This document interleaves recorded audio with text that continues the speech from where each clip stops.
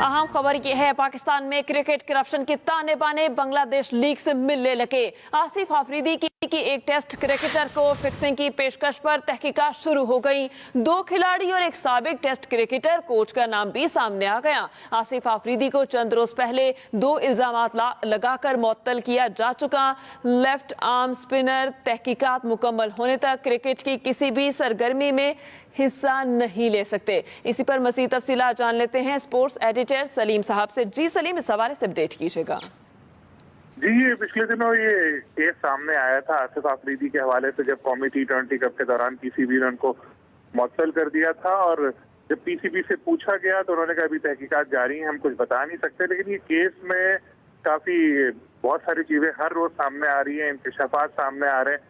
अभी तो ये पता चला है कि पिछले साल ये कायद-ए-आज़म ट्रॉफी के दौरान उनका मोबाइल फोन भी पीसीबी ने जब्त कर लिया था, क्योंकि उन्होंने किसी साथी क्रिकेटर को इस तरह की ऑफर की थी कि बांग्लादेश लीग में ले चलते हैं, कुछ मैच अपने लिए कुछ दूसरों के लिए खेलने पड़ सकते हैं। उस प्लेयर ने पीसीबी एंटी करप्शन यूनिट को जब इससे आगाह किया तो पीसीबी एंटी करप्शन यूनिट ने आसिफ से पूछगछ की, तो उन्होंने फिर इस चीज को माना, लेकिन ये कहा कि मैंने कोई ऑफर नहीं की, लेकिन उनको मुझे ऑफर आई, उल्टा उन्होंने कहा। तो उन्होंने कुछ तरह मान ली थी बातें, लेकिन बाद में पीएसएल में भी वो शामिल हुए और 8 मैचों के बाद मुल्तान ने उनको खिलाया, जब पीसीबी ने उनके खिलाफ कोई एक्शन नहीं लिया। उसके बाद वो पाकिस्तानी टीम में भी उनका नाम आ गया ऑस्ट्रेलिया के खिलाफ होम सीरीज में, मगर उसे खिलाया नहीं गया।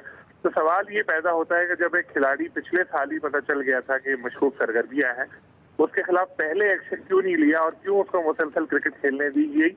इस बारे में जो एक मौक़िफ़ सामने आया वो ये है कि पीसीबी चाह रहा था कि उसके ऊपर नजर रखी जाए, ताकि जो और इस रैकेट में शामिल है उसके साथ लोग उनको एक्सपोज किया जाए। और अब सामने आ रहे हैं 2 प्लेयर्स के नाम, उनमें से एक नाम तो काफी बड़ा भी है और एक कोच जो है वो भी साबिक क्रिकेटर रह चुके हैं, उनका भी नाम सामने आ रहा है। लेकिन इसमें पीसीबी बाज़ाब्ता तौर पर कुछ मौक़िफ़ जो है वो देने को तैयार नहीं है। वो यही है, उसका एक पुराना एक मौक़िफ़ होता है कि जी तहकीकात जारी है, हम कुछ नहीं कह सकते। लेकिन अगर ये तहकीकात सही अंदाज में हो और जिस तरह इस केस को पहले लटका के रखा गया 1 साल तक, अगर अब वैसा ना हो तो कई इंकशाफात सामने आ सकते हैं। क्योंकि आपको पता है पाकिस्तान क्रिकेट में इस तरह की चीजें जो हैं काफी अरसे से हैं और हमने बड़े बड़े टैलेंट को अपने खोया है और बड़ी बदनामी भी पाकिस्तान की इस वजह से हुई है।